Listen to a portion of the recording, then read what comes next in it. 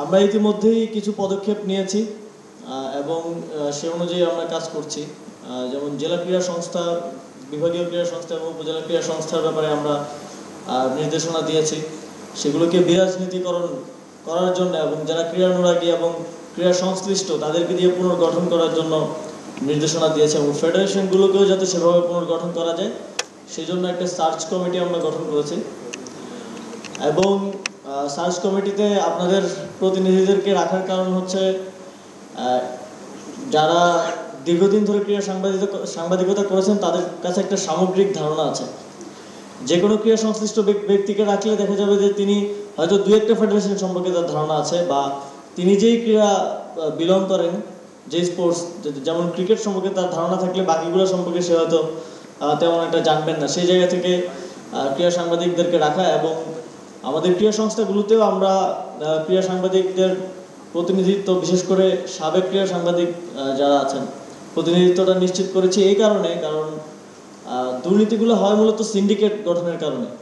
যেটা আমরা দেখেছি যে প্রত্যেকটা জায়গায় যাদেরকে দায়িত্ব দেওয়া হয় তারা নিজেদের মধ্যে একটা সিন্ডিকেট করে ফেলে এবং সেভাবেই তারা নিজেদের মতো করে ভাগ বাটোয়ারা করে, যেটা বলা হয় আর কি, পরিচালনা করে।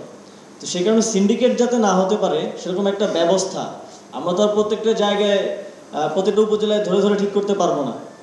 তো সেই জায়গা থেকে সিন্ডিকেট যাতে না হতে পারে সেই ব্যবস্থা হিসেবে আমরা সেখানে স্থানীয় ক্রীড়া সংগঠক ছাত্র প্রতিনিধি রেখেছি।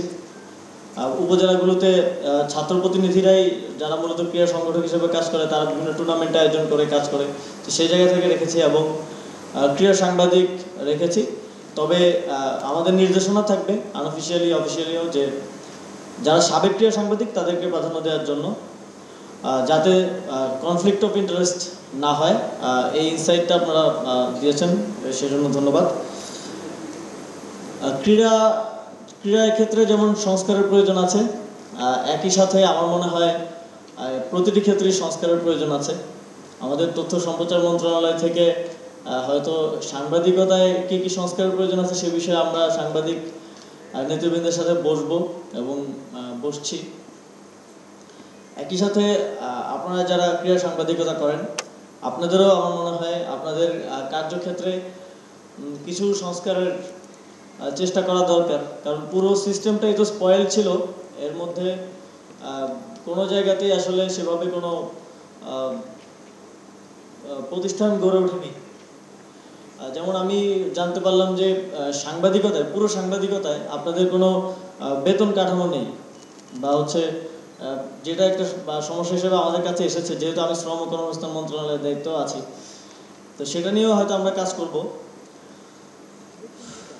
ক্রীড়া সাংবাদিকতায় যেটা আমি নট অ্যাজ এ অ্যাডভাইজার, একজন সাধারণ মানুষ হিসেবে, একজন ক্রীড়ানুরাগী হিসেবে যখন আমি ফলো করতাম, আমি যেটা দেখেছি যে আসলে থাম্বনেইলের সাথে বা ক্যাপশনের সাথে কন্টেন্টের মিল খুঁজে পাওয়া মাঝে মধ্যে কষ্ট হয়ে যায়।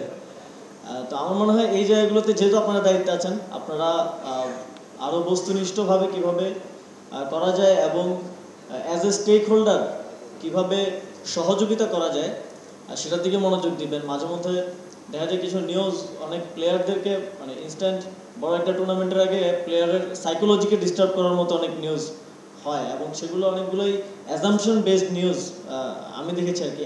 আমি অ্যাডভাইজার হিসেবে বলছি না, আমি এটা একজন দর্শক হিসেবে দেখেছি। তো সেই জায়গায় আপনারা পরিবর্তন আনার চেষ্টা করবেন, বস্তুনিষ্ঠতা আনার চেষ্টা করবেন। এবং আরেকটি ব্যাপার থাকবে যে ক্রীড়াক্ষেত্রে ইনভেস্টিগেটিভ জার্নালিজমটা হওয়াটা অনেক বেশি জরুরি। তাহলে আপনারা আমাদেরকেও চোখে আঙুল দিয়ে দেখে দিতে পারবেন যে কোথায় কোথায় অনিয়মটা হচ্ছে, দুর্নীতিটা হচ্ছে। ইতিমধ্যে আপনারা করেছেন এবং সামনে আপনারা আরও এর পরিসরটা বৃদ্ধি করবেন। এটা আমার আপনাদের প্রতি একটা অনুরোধ থাকবে।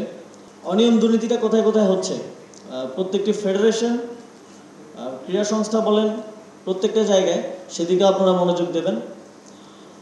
এবং একটা গুরুত্বপূর্ণ ইনসাইট আমি পেয়েছি, আমি নিজেও যখন গ্রামে যাই তখন আমি দেখি যে আমরা যখন ছোট ছিলাম, এর আগে তো আরও বেশি ক্রেজ ছিল যে স্থানীয় খেলাধুলার।